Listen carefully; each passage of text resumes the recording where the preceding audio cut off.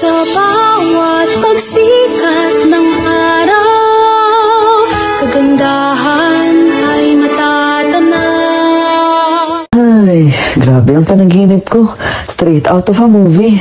Ito si Juan, sanay sa Ingles at teknolohiya at ngayon minumulto ng kanyang sariling pagkakakilanlan. Juan, mag-almusal na tayo. Ito naman si Lolo Dencio, isang matandang bitbit ang alaala ng wika, kasaysayan at diwa ng bayan. Good morning, Lo. Ang gandang umaga rin, Juan. May tanong pala ako sa'yo. Alam mo ba kung gaano kalaga ang ating wika? Lolo, Filipino lang yan. Di ba mas okay ang English? At sa gabing iyon ay may bumisita sa kanyang isang tinig, alaala at paalala. Ako ang wika.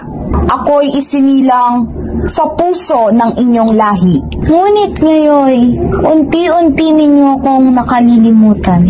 Handa ka na bang makinig muli?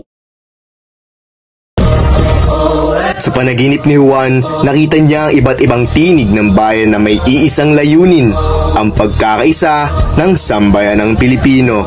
Maayong adlaw, ako'y Cebuana. Naimbag abigat, ako'y Ilocana. Marhay na buhay, ako ay Bicolana. Magandang buhay, ako'y Tagalog. Shakso Pangasinense, Mabila. Mayap Paaldo, ako'y Kapampangan. Iligaynon, ako, Pagdayaw, sa isa katawo. Maupay nga adlaw, Ako'y Waray. Sa iyo, ikaw ang niyaya. Kahit saan naman patungo, iwanan ang pag-asa.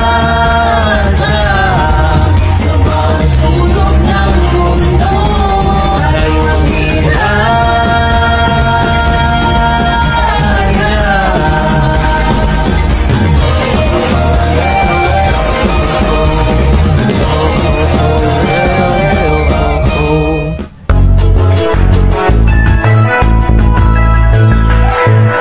barkada namin may pangarap na nais abutin.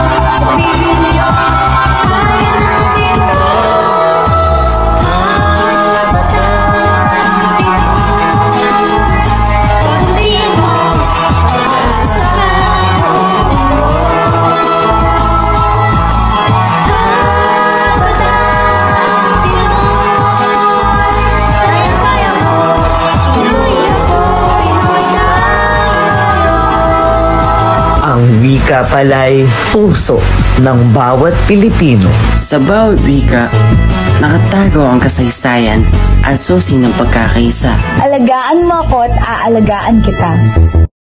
Piliin mo inang Pilipinas, piliin mo inang Pilipinas, piliin mo inang Pilipinas.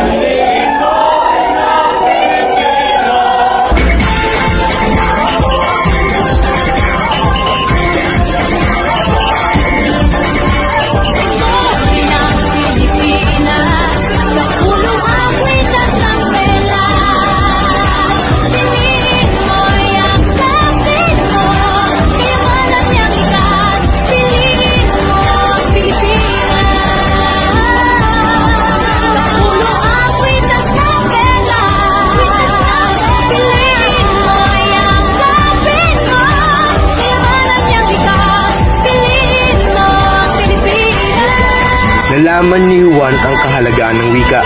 Sa paglinang ng wikang Filipino at katutubo ay nabubuo ang pagkakaisa. Ang wika ko'y ako at sa bawat salita'y buhay ang ating pagka-Pilipino.